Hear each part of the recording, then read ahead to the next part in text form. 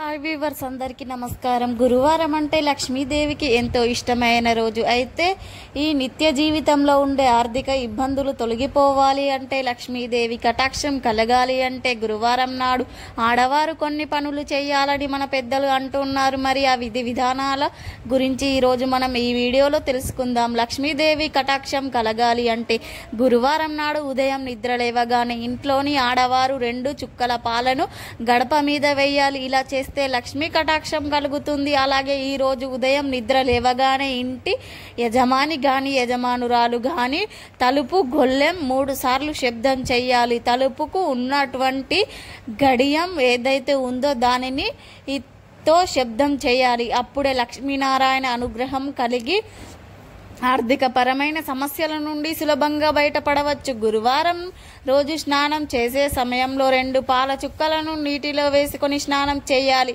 ఇలా స్నానం చేయడం వలన కూడా లక్ష్మీ కటాక్షం సిద్ధిస్తుంది. అదేవిధంగా ఇంట్లో ఆడవారు ఎప్పుడైనా సరే తడి గుడ్డతో ఇల్లు తుడిచేటప్పుడు ఆ నీటిలో కొంచెం గల్లులుప్పును కూడా చిటికెడు పసుపును కర్పూరం పొడిని ఈ 3టిని కలుపుకొని ఇంటిలో తడిగుడ్డ పెడితే లక్ష్మీదేవి వస్తుంది. ఇంట్లో గొడవలు ఉండవు, ఇంట్లో సమస్యలు ఉండవు, ఆర్థిక పరంగా కూడా బాగా కలిసి వస్తుంది. కాబట్టి ఆడవారు ఈ విధానాన్ని తప్పక పాటించండి. గురువారం స్నానం చేసిన తరువాత చక్కగా ఇంట్లో పూజ మందిరంలో ప్రమిదలో ఆవు నెయ్యి గాని నువ్వుల నూనె గాని పోసి దీపారాధన చేసుకోవాలి. దీపారాధన చేసేటప్పుడు ఈ ఎన్ని వత్తులుతో దీపారాధన చేస్తే విశేషమైన లక్ష్మీ అనుగ్రహం కలుగుతుందో కూడా శాస్త్రాల్లో వివరించారు. మగవారు ఎప్పుడైతే సరే ఇంట్లో దీపారాధన చేసేటప్పుడు 3 వత్తులు వేసి దీపారాధన చేయాలి. ఆడవారు గనక ఇంట్లో దీపారాధన చేస్తే 5 వత్తులు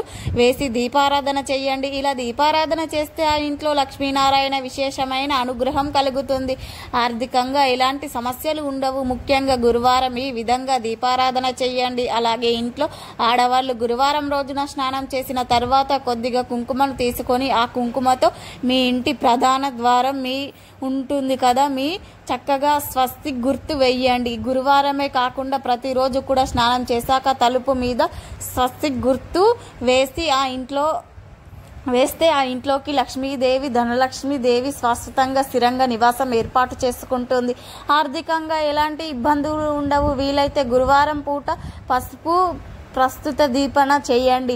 ద్వారా లక్ష్మీ కటాక్షం కలుగుతుంది. మరి తెలుసుకున్నారు కదా. మీరు కూడా గురువారం నాడు ఈ చిన్న పనులు చేసి లక్ష్మీ కటాక్షాన్ని పాత్రులు కండి. గురువారం రోజున రాత్రి సమయంలో ఈ ఆకును నీటిలో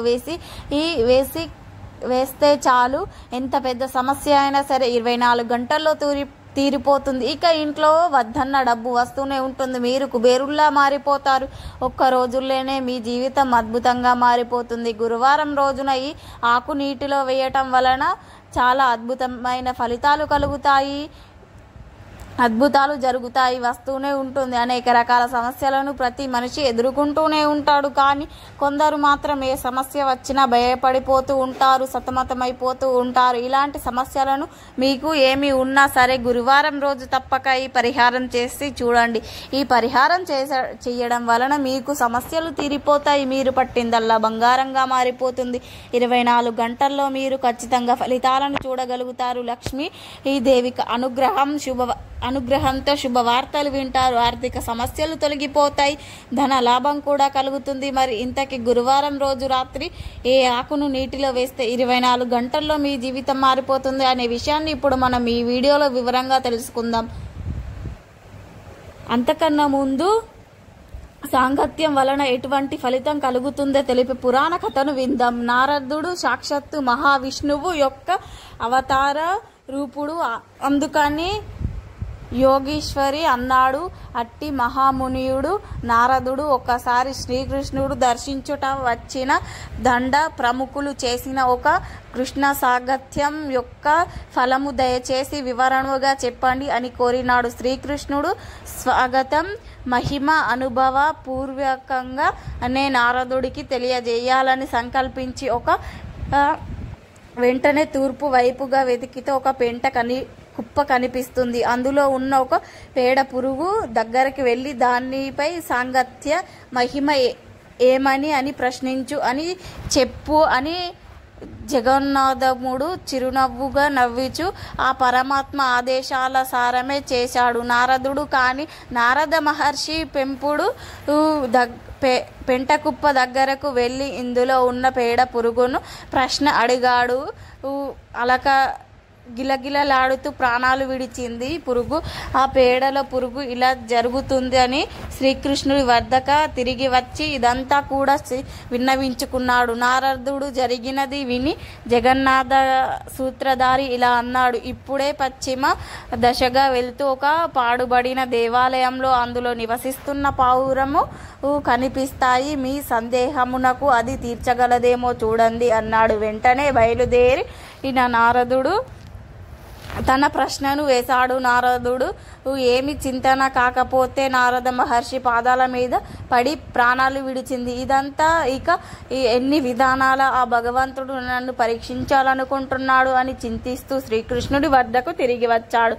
జరిగినది విన్నవించుకున్నాడు నారదుడు. అప్పుడు శ్రీకృష్ణుడితో ఇలా జరిగిందంతా అయితే ఈసారి ఉత్తరం దిక్కున వెళ్ళి అక్కడ ఉండే స్థానంలో మహారాజుకు చక్కటి మగ శిశువు పుట్టాడు. ఈ సందేహము ఆ శిశువు తీర్చగలదేమో అని చెప్పాడు. చిరునవ్వుతో చెప్పాడు. నంద మహర్షి మొదటిసారి 2 సార్లు ఇలా జరిగినందుకు తలుచుకొని కొంచెం సంకోచించాడు. ఈసారి అలా అంతా శుభమే జరుగుతుంది అని ఆశీర్వదించాడు. వెంటనే నారదుడు బయలుదేరి ఆ శిశువు వద్దకు వచ్చి ఓ పాపాయి మహాసాంగత్యము వలన కలిగే ప్రయోజనం ఏమిటి అని ప్రశ్నించాడు. ఒక దేవతలా మారిపోయారు. అర్జునుడు ప్రశ్నించిన మరుక్షణం ఆ పసిపాప ఒక దేవతలా మారిపోయి భగస్వరూపుడైన నారదుని యథావిధిగా ప్రమిల్లి ఆశ్చర్యంగా చూస్తున్న నారదుని దైవర్షిక ఇలా ఆశ్చర్యపోతున్నావేమిటి? పెంట కుప్పలో ఉన్న పేడ పురుగు నేను. అప్పుడు నా జన్మ తలరాత పుణ్యఫలం వలన మోక్షమైన నీ దర్శన భాగ్యం నాకు కలిగింది. మీ ఇటువంటి దివ్య పురుషుల స్పర్శన మాత్రమే నాకు పావురము యొక్క జన్మ లభించింది. ఆ జన్మలో కూడా మీరు దర్శన భాగ్యము లభించుట వలన రాజపుత్రికగా జన్మించినాను. ఈ జన్మలో మీరు దర్శనము కలిగినందువలన నాకు దైవత్వము లభించినది. మహాత్ముల స్వాగతం యొక్క మహిమ ఇంతటిది అని అంటూ దేవలోకానికి వెళ్ళిపోయాడు. ఈ కథలోని నీతి ఏమిటి అంటే రాజకుమారుడు చెప్పినట్లుగా ఆ సాంగత్యము పుణ్యము వలన కలుగును. కాబట్టి మనకు మంచి పనులు చేసే సత్పురుషుల సాంగత్యము ద్వారా జీవన ముక్తి కలుగుతుంది. గనుక మనము ఎల్లప్పుడూ మంచి వారితోనే ఉండి వారి నుండి మంచిని గ్రహించి తరించి అదృష్టం ఎల్లప్పుడూ దూరముగా ఉండాలి.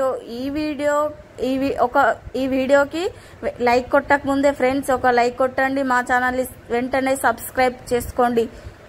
మాకు మీ సపోర్ట్ చాలా అవసరం. ఎవరైతే కష్టాల్లో ఉన్నారో వారు గురువారం రోజున చీకటి పడిన తర్వాత ఒక మర్రి ఆకును తీసుకోండి. మర్రి ఆకు చాలా శక్తివంతమైనది. రాత్రి పూట ఆ మర్రి చెట్టు వద్దకు వెళ్ళకూడదు. పగటి పూట మర్రాకును కోసి ఇంటికి తెచ్చుకోండి. మరి మర్రి ఆకు అంటే సాక్షాత్తు శివుడే స్వరూపము. ఆ మర్రి ఆకుతో చేసిన పరిహారమైనా సరే 100% ఫలితాలు ఇస్తుంది. ఏమీ లేదు. గురువారం రోజున సాయంత్రం 6 దాటిన తర్వాత అంటే చీకటి పడిన తర్వాత మీ కోరికను ఆకు మీద రాయండి. అంటే మాకు అప్పులు ఉన్నాయి, మాకు అప్పులు తీరాలి, లేదా ఆర్థిక సమస్యలు తీరాలి, ఉద్యోగం రావాలి, పెళ్లిళ్ళు జరగాలి, పిల్లలు మాట వినాలి, మానసిక సమస్యలు ఏమైనా ఉంటే పోవాలి అని ఇలా మీకు ఏ సమస్య అయితే ఉంటుందో ఆ సమస్య పోవాలి అని ఆకు మీద రాయండి.